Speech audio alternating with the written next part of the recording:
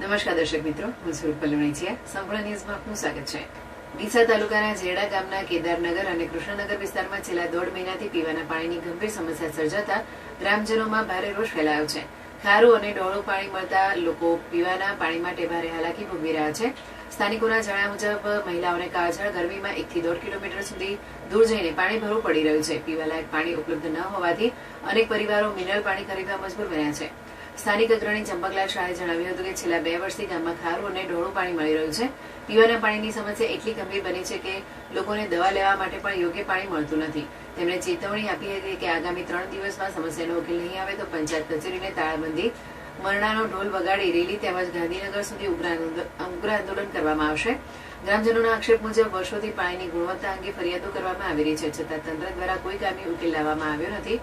બીજી તરફ ગામના સરપંચ જેવરબેન રૈજાના પતિ પીરાભાઈએ જણાવ્યું હતું કે પાણીની સમસ્યાના નિરાકરણ માટે કામગીરી ચાલી રહી છે અને જરૂર પડશે તો નવો બોર પણ બનાવવામાં આવશે. પાણી પુરવઠા વિભાગના અધિકારી એ.બી. વાઘેલાએ જણાવ્યું હતું કે સંબંધિત કામગીરી હાથ ધરવામાં આવી છે અને પાણી પુરવઠો સુધારા માટે જરૂરી પગલાં લેવામાં આવી રહ્યા છે. ગ્રામજનોએ સવાલ ઉઠાવ્યો છે કે જો વર્ષોથી પાણી ખારું આવતું હતું તો ઉનાળો શરૂ થાય તે પહેલા વૈકલ્પિક વ્યવસ્થા કેમ કરવામાં આવી નહીં. હાલ સમગ્ર ગામમાં પાણીનો પ્રશ્ન ચર્ચાનો વિષય બન્યો છે અને લોકો તાત્કાલિક કાયમી ઉકેલ લાવવાની માંગ કરી રહ્યા છે.